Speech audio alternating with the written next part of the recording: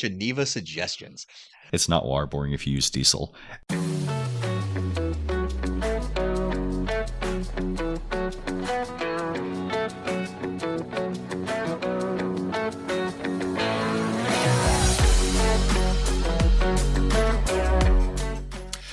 guys, this is the Hard Time Strongman podcast, training up a better class of man, and today we're continuing our Ranger Handbook Abridged series with Chapter 2, Operations. This chapter provides techniques and procedures used by infantry platoons and squads throughout the planning and execution phases of tactical operations. Specifically, it discusses the troop leading procedures, combat intelligence, combat orders, and planning techniques and tools needed to prepare a platoon for combat operations. So what that actually means is this is the admin phase. This is the stuff that you guys normally slept through if you were in. Or, at least didn't pay attention. Right. You smile and wave, you nod your head like, yes, sir, I totally understood that. Yeah. I'm supposed to go over there. Yeah, you act like you're writing in your Write in the Rain notebook while you're just physically thinking about what you're going to eat for dinner. And you're honestly just, coloring in all the grid squares. Yeah, we've all been there. That's okay. But this is actually the important stuff when we're considering being guerrillas, being our own isolated forces, and bring our communities together and actually leading these communities, whether that's in an unrest, an actual like militant context, or just an emergency situation. Anything that would require you to pick up that admin role, because if you are in this space, if you're in this community, you will be taking on some kind of leadership role, because everyone who is not in this space, everyone who is not in this community is going to be looking to you for guidance. So make no mistake about that. Let's have that be absolutely clear. So this chapter specifically is going to provide you the framework for how to manage your forces, for how to get your people off the ground. These are your troop leading procedures. Exactly. So troop leading procedures being 8 steps. Step 1, receive your mission. Step 2, issue a warning order. Step 3, make a tentative plan. Step 4, initiate movement. Step 5, conduct reconnaissance. Step 6, complete the plan. Step 7, issue the operation order or op order. And step 8, supervise and refine. So when we're talking about step 1, you're receiving the mission. So what are we talking about there? This is the mission that's being handed down from on high. So this is going to be coming down to, at least in the military, this came down in the form of an op order, or as a fragmentation order, a frago. This really only applies to the planning preparation of an operation. So in a civilian context, this could look like, you just had a hurricane or you had a tornado roll through. Right. You're recouping, you're regrouping, getting your buddies, your families together. And, while the wife says, hey, glad everybody's safe, but we have no water. Or, hey, the Andersons down the road, their roof caved in and they don't have a place to sleep tonight. Or such and such needs the supplies or anything. So you're presented with a problem, a mission, and then you need to start working that, figuring out what to do with that. Right. That's all it is. It's just you receive a problem and you're either told how to fix it or just given parameters on what needs to be done. But it's the overall, hey, this is the problem, fix it. Step 1, receive the mission. Hey, here's your problem. Figure out how to fix it. Step 2 is to issue a warning order or a warno, or it could be called a warn ord, which is weird. I don't like that. We said a warno. Yeah, it's a warno. Yeah. So there's 5 paragraphs of this as well. These may include the type of operation that it is, be it that it's like tactical operation, rescue operation, recovery operation, whatever. You're going to get the general location of the operation, the timeline of it, what kind of reconnaissance or recon to initiate, your movement to initiate, so how you're going to get there, your planning preparation instructions, including the timeline, the information requirements that you're going to need, and the commander's critical information requirements. This is when METTC comes into play. So you're going to be doing mission intent and concept from the higher leader's problem. Like, hey, this is a problem. From there, you're going to be figuring out exactly how you're going to go about fixing it. So this is where you're going to establish unit tasks, and they're going to be clearly stated specifically, or tasks that are going to become apparent as the operations order is analyzed. So these are the implied tasks. Specifically, it'd be like, okay, tree's down on this power line. There's no power to it. The implied task is, okay, we're going to go cut up that tree and move it so that the power company can get to the lines. Apply task is, And keeping security, keeping people away from, if it's an active line, keeping people a safe radius away from, that obvious hazard. inside that tentative plan, you're also going to have constraints. So this is what is going to prohibit or require an action. You're also going to have mission essential tasks. So everything that needs to happen within that, like no fail, these tasks have to be done. And then, of course, you're going to restate your mission with who, what, when, where, and why. So, two things I wanted to highlight before we continue. So, when I think of a Warno, a Warno is just the very bare bones of what you need to get started. Right. So Super basics. when you issue a Warno, it's, hey guys, this is what we're doing. This is our time frame. This is what we have available. Go. And as after you initiate the Warno, then all of your subordinate leaders, all of your subordinates are moving and starting to get that machine running and get things rocking, ready to go. And while they're doing all the necessary preparation, all necessary preparatory work, that's when you're getting into all these finer details. That's where you're like in the parallel, you're working on that tentative plan and you're going through all of your applied tasks, all your units, all your constraints, all of your figuring out what's necessary, all that stuff. And the other thing I wanted to touch on, again, we've touched on this before.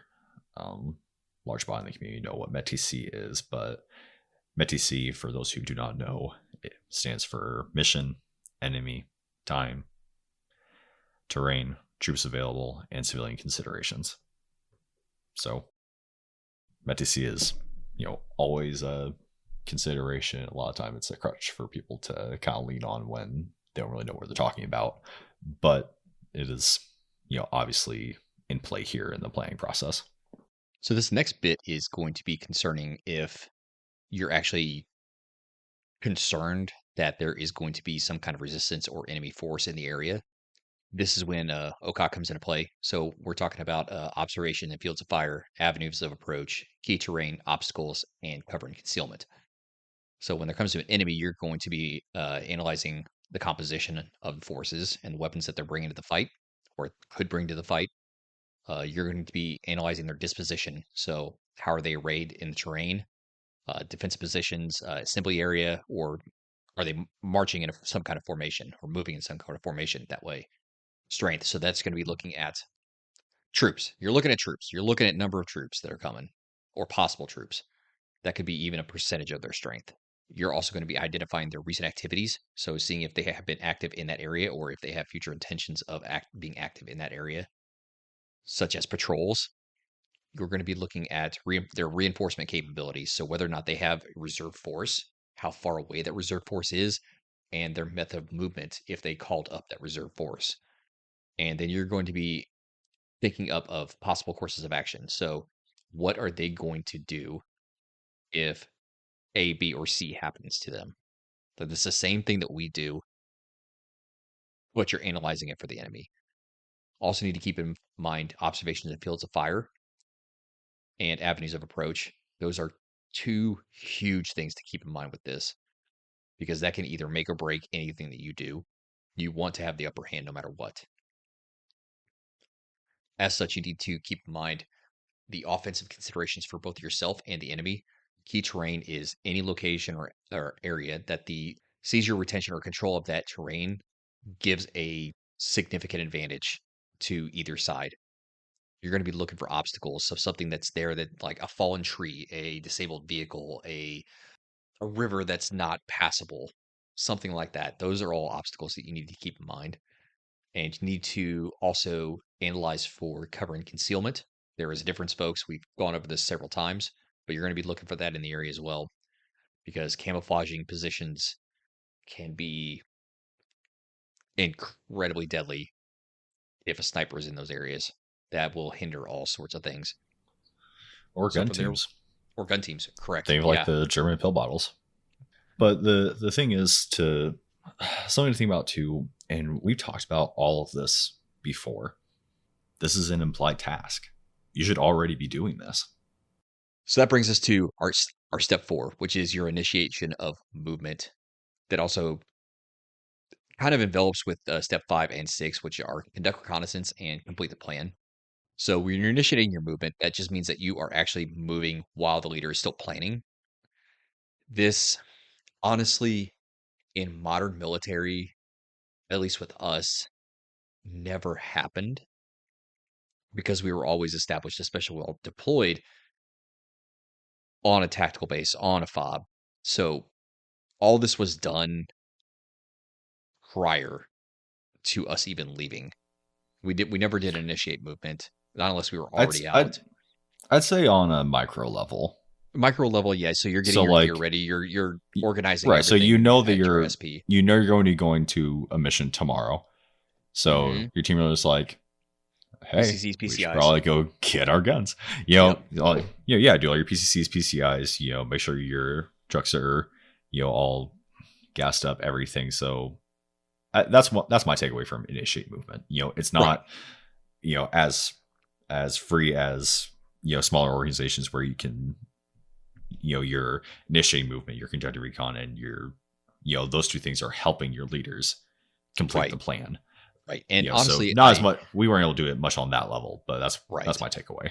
Right. And honestly, like I usually take the Ranger Handbook as with a grain of salt for the most part, because most of these tactics seem to have been developed off of a time when it was like Rogers Rangers. So they were quite literally out there, possibly behind enemy lines.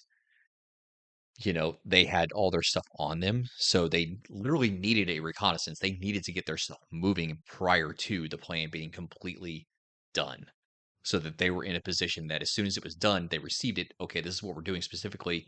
Go. But with a modern force, like you said, that's on a micro level. That's, hey, here's your Warno. Here's what we're probably going to be doing. This is what you're probably going to need. Here's our constraints. Go get you guys ready. Get your equipment ready. Going back to your point about Rogers Rangers, and I feel like just an unnamed unit with a little more autonomy, right? If you're taking this as more of a micro level, right? So initiate movement. Hey, get all my guys up. Do my PCCs, PCIs, all my lower tier leaders, all my younger leaders, have all that handled. Then I can go grab my map, do a map reconnaissance of where I know I'm going to be going. Maybe I send out a leaders recon, right? Just these little things so that when you get your final op board, when you get your second, third fragos, then you already have a better idea of how to push that along. All that to say, does it really work in Big Army right now? Not as far as I've seen. No. Moving on. Step 7, issue the op order. So platoon squad leaders normally issue oral op orders to aid subordinates and understand the concept of the mission. If possible, you should issue it with a couple additional aids. So if you're inside of the objective, if you're on defensive terrain, or if you're, and most of the time we would see it on a terrain model or a terrain sketch. Right. That's how we would mainly do it in practice. Sand tables. Sand tables. My entire life is not a stupid table. Most of the time, if you're a good leader, have your supporters repeat everything back to you, demonstrate that they know what they're doing, know what their job is, know what everybody else's job is. 2 levels up, 2 levels down.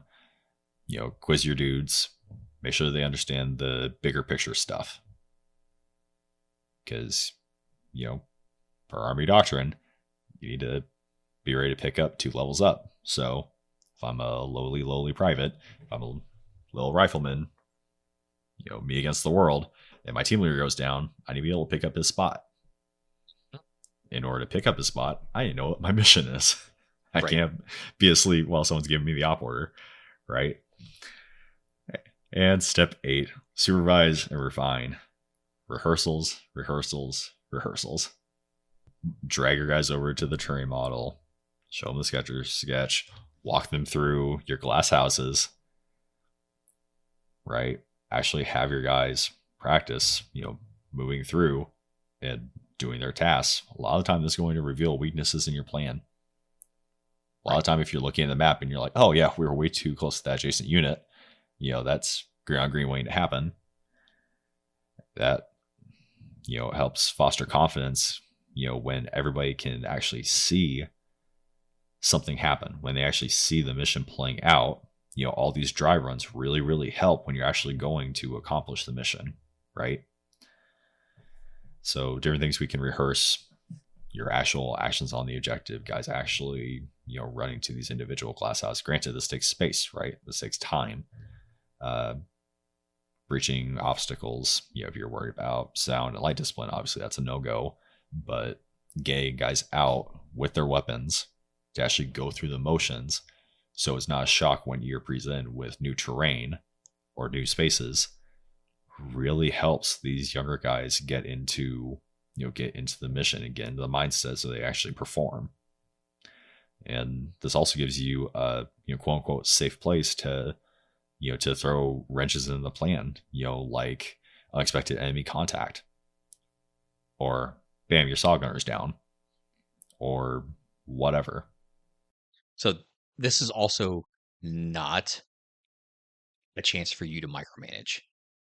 At any point, this should not be an opportunity for you to micromanage everything that's being going on. You're literally just confirming at this point that your guys know what they're doing. They're showing you that they know what's going on and that they know their job. Like, if you as a leader have done your job, this should not be anywhere close to a chance for you to micromanage. It should just be you standing on the sidelines watching what's going on and be like, cool, all right, cool, let's go. 1,000%. You need to have trust in your junior leaders. You have to let them have that autonomy. So in a non-military context, right? So we just had a tornado in Tennessee, right? Mm-hmm. So seeing on Instagram these guys saying, hey, we need radios, hey, we need help with getting water down here, hey, we need we grabbed a group of guys and we're helping to tarp up this family's roof. So some of this may not apply, but going to step 8, supervising and refining, if you've given your mission, hey, we're going to collect water from the Walmart down the street and we're going to bring it 6 blocks up to this church where it can be distributed to the community. Okay, you don't need to tell all the guys that you've tasked out how to do their job. A few ways that we can rehearse this. So confirmation brief, reduced force, and full force. So confirmation brief, really this is just key leaders and they're just talking through briefly the actions on during the op, what key people are going to be doing. Okay, this is conducted twice, so right after a frago, so right after a fragmentary order when something has changed, and after your sworns, after your junior leaders develop their own plan. And then reduced force rehearsal. This is a lot of time when you're constrained on time and resources, right? So when you don't have all your people or when you're on a time crunch. And then your techniques rehearsal, that's a lot of the really tactile stuff. So make sure that all your radios are, keyed up, ready to go. This is where you're actually going into your sand table, your terrain model. And then something called an ROC, so a rehearsal concept. Rehearsal concept where guys actually, talking about going through a, quote unquote glass house, guys are actually moving themselves through the operation, actually pushing themselves through the scenario, through the operation, so that, like I said before, it's not a sudden, like tactile surprise when they're having to do something. And what we alluded to before. So your PCCs, PCIs, your pre-combat checks, and pre-combat inspections. So you're checking your guys' weapons and ammunition, their equipment. All right. So their clothing, their uniform, all your mission, all of your mission essential equipment. Making sure that your dudes actually understand what's going on, understand their mission, understand their responsibilities, and also a little broader, understanding everyone else's responsibilities. So that if something isn't getting done, they can pick that up. Checking your comms, make sure everybody's got food and water, if applicable, your camouflage. And we're making sure that all the deficiencies that we found earlier are getting handled at this time. And that leads us into your intelligence or combat intelligence, which could be an oxymoron. Don't say it. Service you're in. You said it. Yeah. I did. There it is. This is nothing more than gathering information, whether this be signal intelligence, human intelligence, what have you. This comes down in, or should be presented in the form of a salute report. So you're thinking size. So that's the amount of enemy personnel that you're looking at, activity, what direction they're traveling, if they're traveling at all, location. So their exact location at the time of the report, uniform, like what they're wearing, whether or not they had, say, the Chinese emblems on their lapels or not. So I just want to say that we're going to be getting into, when we dig into a little bit more of our weapons familiarization, is being able to identify key pieces of equipment. Okay, so you should be able to tell the difference between a EB4, an AUG, a Type 95, an AK-47. That can just at a glance be valuable information, potentially. So next on that is your time. That's the time that you noticed this activity going on, and the equipment, which we just talked about, whether or not they're carrying a machine gun, an M4, whether or not they have a rocket launcher, machetes, unarmed, spears, rocks, whatever. Be as specific and concise as you can. Right. Because when you're setting up this report, whether that's through word of mouth, whether that's written, whether that's via radio, whoever you're reporting to does not see this. You need to be specific, and you need to be quick about it, because that time is very, very important between time, of you seeing it versus when, your higher leadership, whoever's passing on that information, actually receives that report. That can change everything. Something else I wanted to add about the salute report, a lot of times you can, if you're stressed for time or, importance, metacity dependent, right? You can shorten this down to assault report. So size, activity, location, and time. This week's episode is brought to you by FieldSeats.com. FieldSeats.com is an e-commerce federally licensed firearms dealer. They provide virtual reviews on brand new firearms, optics, and gear, where at the end of the review, they give away the item being reviewed to an attendee. Currently, they've got reviews ranging from the Shadow Systems MR920 for $35, the Springfield M1A for $65, or Chichicon ACOG with RMR for $60. Each review has limited seating, so your chances of winning the giveaway are that much higher. Check out FieldSeats.com to purchase your reviews and enter to win the item being reviewed, and use code STRONGMEN to get 10% off your order. Be sure to check out their Instagram, Twitter, and YouTube at field_seats for updates on products and other tips and info. Use code STRONGMEN to receive 10% off your entire purchase at FieldSeats.com. Terms and conditions apply. Thanks for listening, guys. Now back to the episode. Stay in the fight. Along with these reports, try to include a field sketch, so a sector sketch with each report. So this should denote your targets, objectives, obstacles, sectors, limits, your left and rights, troop dispositions, and locations. But we're using symbols for this on ADRP 1-02. We can send a link to that in our description. Mm-hmm.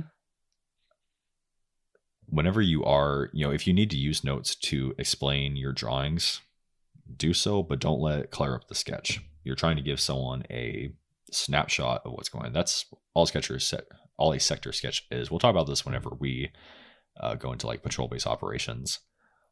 But as with the salute report, whoever you are passing off this information to doesn't see what you see.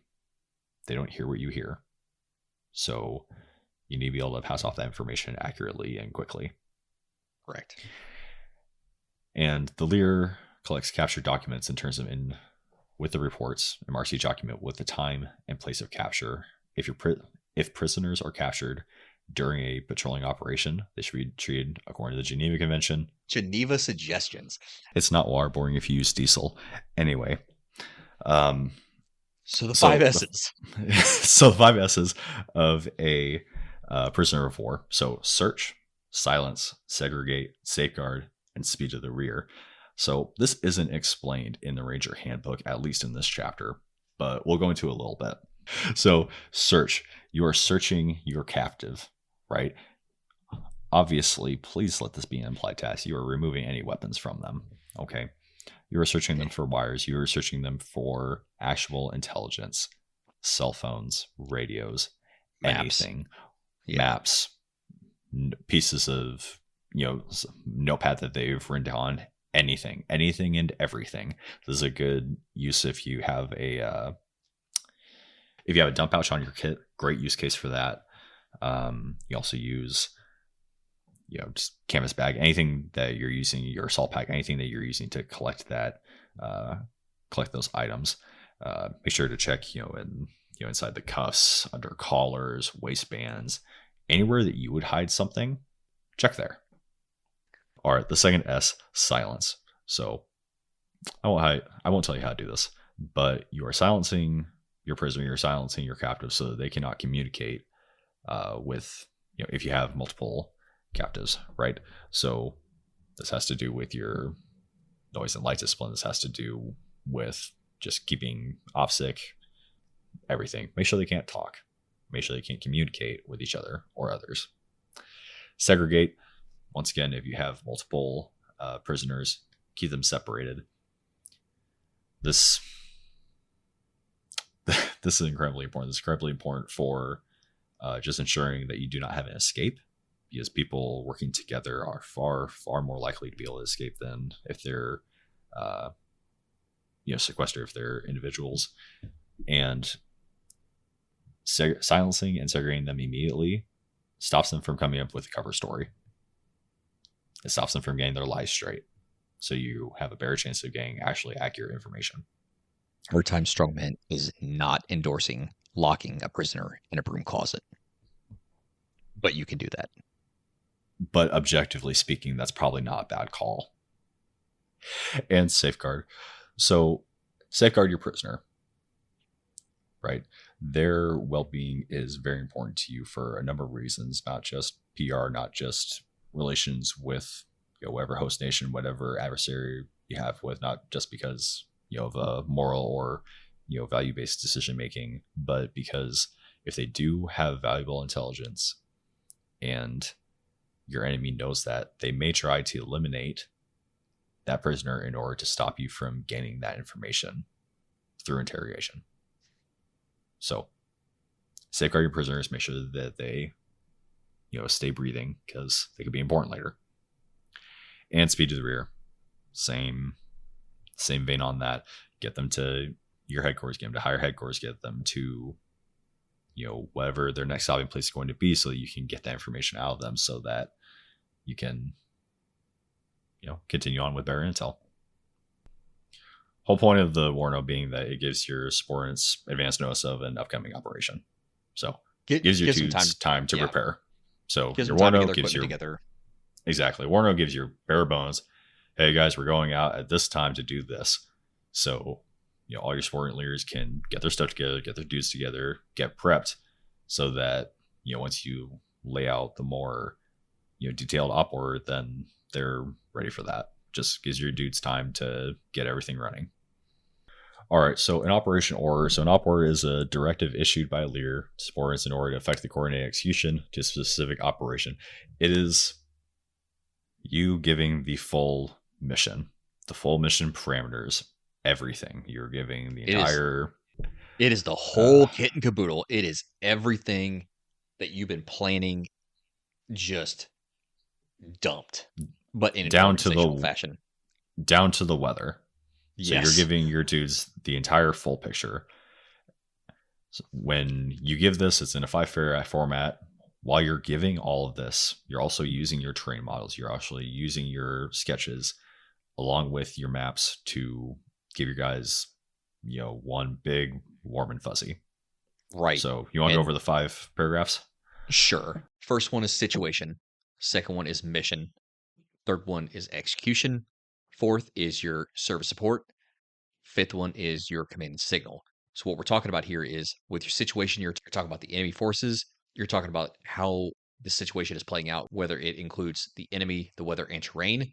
You're talking about the enemy forces' capabilities, their probable course of action. You're also talking about your friendly forces.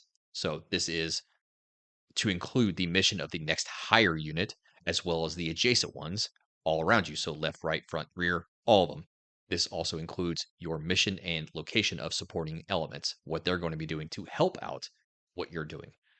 This also includes all attachments and detachments, whether this is medics, snipers, um, FOs, weather dudes, Engineers, special everything. forces, engineers. Yes, all that all is included there. Second paragraph is your mission. So this is the who, what, when, where, why. And when we talk about where, we're talking about specific coordinates. Following that is your execution. This is your concept of the entire operation, your scheme maneuver. This is your formation, your route, your tactical missions to support other units, or Commander's this is your intent. tactical mission to subordinate units. This also includes your coordinating instructions, how all of this is going to mesh together and what's going to happen should something happen with those two, or should something happen with that specific unit. Yeah, I just want to say with Commander's intent, what we mean by that is it's a clear, concise statement of what you need to do and the conditions that are established, talking about your friendly enemy terrain, civil considerations, how all of that needs to fit together in order to meet the quote unquote commander's intent. So Think you guys need to do this in this way. so when I think of that, I think Operation Market Garden, World War II, Explain. Netherlands. So Operation Market Garden was the operation to try to help liberate the Dutch people from the Nazi occupiers. But they had constraints to where, yes, this is what we want done. However, there cannot be any civil casualties, and you cannot destroy um, buildings. That's really, really hard when you're facing In Panzer World War tanks II? in World War II. Goodness. Yeah, it caused a lot of casualties, and needless to say, we lost that operation. This is why we stress that you need to give your junior leaders autonomy. And maybe it's no fault to that commander. Maybe that was intent from on high that he had no control over. Hmm. I personally I do not know, right? But if you need something done, you need to give your junior leaders autonomy. I Right. can almost guarantee that's where you're going to have greater success. Correct. Let guys get creative. If you give them their left and rights, obviously, don't shirk on doing your duties as a senior leader, right?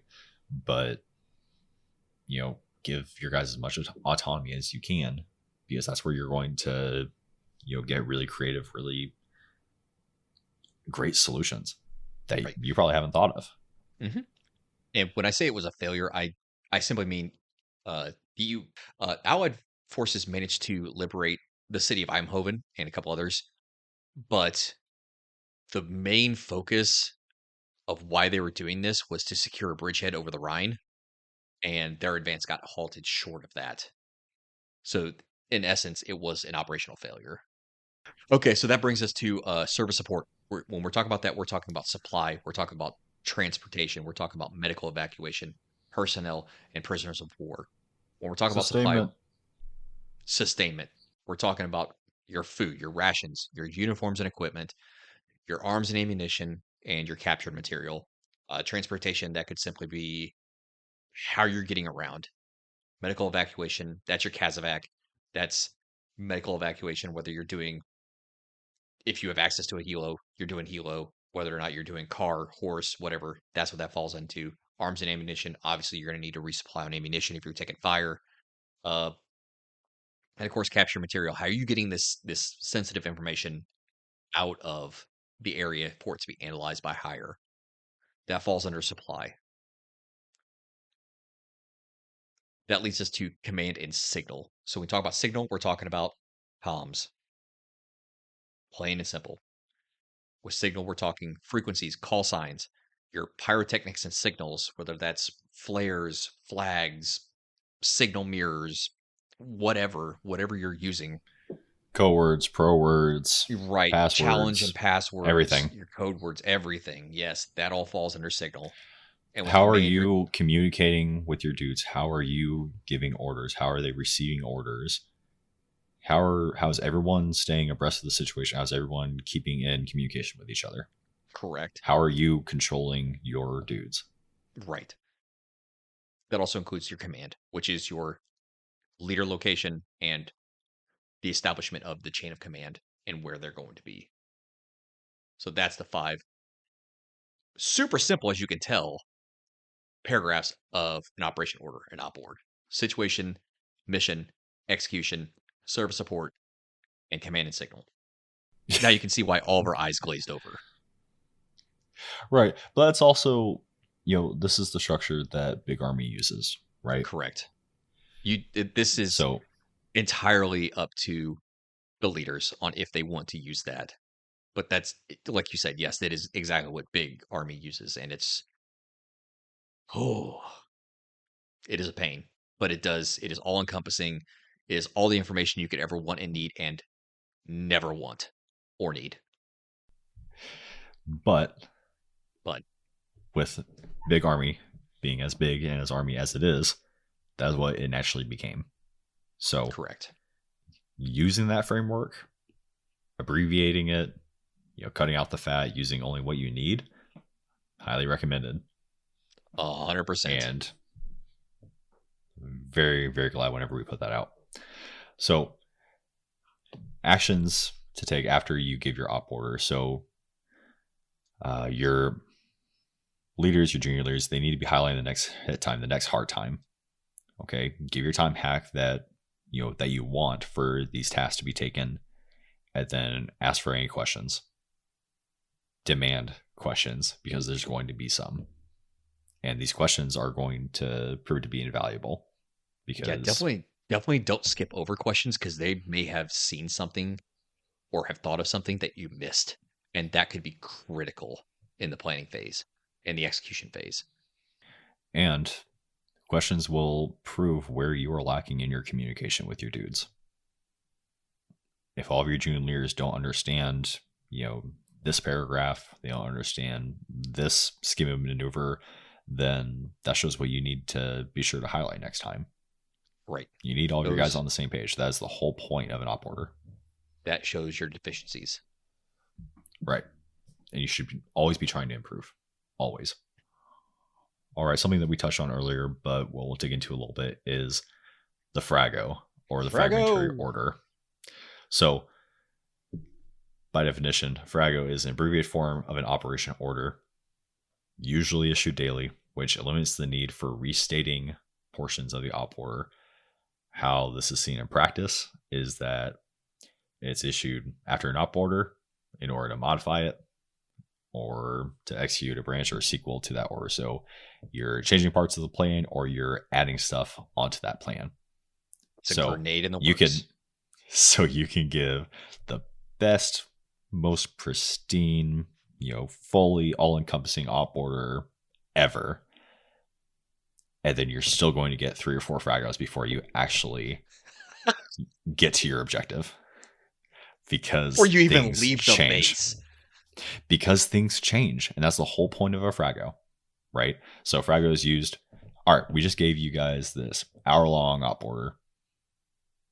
Now, instead of restating that entire thing so that everyone's back on the same page, we only changed, 2 or 3 things, or we only changed this, and this, right? We're not going to go through the entire op order. We're going to only, tell you what needs to change. We're only going to tell you what's pertinent to the new situation at hand, right? So you're not wasting people's time. Right. And a lot of this is, as frustrating as it is, a lot of this is very, very important information, very critical information that, if you don't get this Frago, you're not completing the mission, as it actually stands. So incredibly important stuff.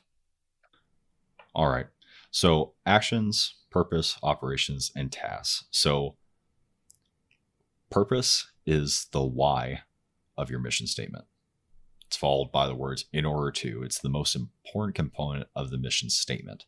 So your purpose, it's the desired, it's the intended result of a tactical operation related to the enemy, or your desired situation or purpose of your mission. So your mission statement. So we'll give an example. We'll put this chart up on the Instagram so you guys can see it. But an example would be, okay, Charlie 1, you're going to clear Hill 5 in order to disrupt, in order to fix, in order to neutralize the enemy. So it's giving you a framework on, what you'll receive, from Pirate Headquarters when you receive these missions. Hey, we need you to do this in order to, accomplish this mission, in order to, aid in this task. Which leads us to terrain model. Yay, terrain models. Oh my gosh. I can't tell you how many terrain models I've done. Terrain models, sand tables. The bane of my existence. Just all of it. Yeah. Every time. That's enough. Yeah. So what a terrain model is. A terrain model is a scaled map. It is the most effective way, essentially, to visually communicate the route, your patrol, and all the details of your, what they want to call the action on objective, what you're going to do when you hit that X. At the very minimum, it's used to display routes at the objective and highlight prominent terrain features. So you're actually building by hand the area you're going to. By hand and e-tool. Yes. Sorry. Yes, with an e-tool as well. Yeah. So these get very tedious, very in-depth. Yes. These get very in-depth. The purpose of the terrain model. So what we're talking about with the op order, when you're giving an op order, you are literally taking all of your guys that you're going to use for this operation, and you're walking them around this terrain model. So these guys can visually see with depth. You'll take 550 cord and you'll lay over grid lines. Mm-hmm. You'll use rocks or sticks to point out your north-seeking arrow. You are giving these guys the warmiest and fuzziest of warm and fuzzies. Yep. So that when they actually get to the X, they have a better idea of what's going on. So they can think of themselves on this terrain model. Correct. You're giving your objective location. You're giving very, very exaggerated terrain relief and water obstacles. You're giving friendly patrol locations, your targets for indirect fire, including grid and type of round. If you have mortars or indirect fire of any kind, you're giving your routes, your primary and your alternate versions of them, your planned release points. I've seen multiple terrain models with blown up objectives. So you could say, hey, this is the block, the city block that we're going into. All right, let's walk over to this terrain model, and you could have a glass house of your building or this hill. So when we would make terrain models, we would literally take our e-tools, and if there was a hill or a ridge line or a ditch or anything, you would map that out on the ground. You would raise up hills or ridges. You would cut in for depressions or drainage ditches or anything. We had a little tote that we'd keep in our vehicle that had little army men. Yes. That you could actually put in, all right, these guys are going to be here. This is your support by fire. This is your, adjacent units. This is, everything. You could have little vehicles. I've seen it all. Literally, like I said, taking 550 cord with tent stakes and plotting out grid lines so someone can look at their map. Team leaders can look at their map. They can pull out their core back sleeve and they can see that map on the ground and they can interact with that. So tedious, yes, but also very important for you guys to be able to visualize and conceptualize what information you're trying to give them. Correct. Also goes without saying that after you're done with the training model, you need to destroy it. I was gonna say that. Beat you to it. Yes. At the very end, all that work you put into it, you get to destroy it. Rip it apart. Yep. Bury it. We say this in case the enemy happens to come upon the site where you had the terrain model. They won't know what you're planning. They won't know what you're looking at or anything. It just looks like you screwed around in the dirt a little bit. And preferably you'd make so it doesn't even look like that. But fair. Right. You do not want them to see, because, with a lot of this stuff with, big army, your tactical mission graphics are all standardized. So if you're a well-informed peer, then you're going to know what a support by fire mission graphic looks like, or a grenadier, or a specific vehicle, or a headquarters element, or different size elements, squad, section, platoon, everything, right? So you cannot allow the enemy to get that information. Comes back to OPSEC. Do you have anything else for terrain model, man? No. Goodness. All right, guys. Well, that was chapter 2 of our Ranger Handbook Abridged series. Thanks a lot for joining us. Thanks a lot for listening to the end. We obviously had a lot of fun with this. A lot of the stuff is super dry, and I know this was a short episode, but a good probably half, 3/4 of this chapter was just examples of these different op order, Warno, Frago formats in different contexts. So we will provide the just base templates for these orders, for these reports, but this is a very admin-y type class, because you're going to have to pick this up. If you ever do have to step up, this is incredibly useful information and incredibly useful frameworks for you. Make sure you follow us, Hard Time Strongman Podcast on IG. Patreon and Discord servers coming soon. Stay tuned. We got some fun stuff in the works.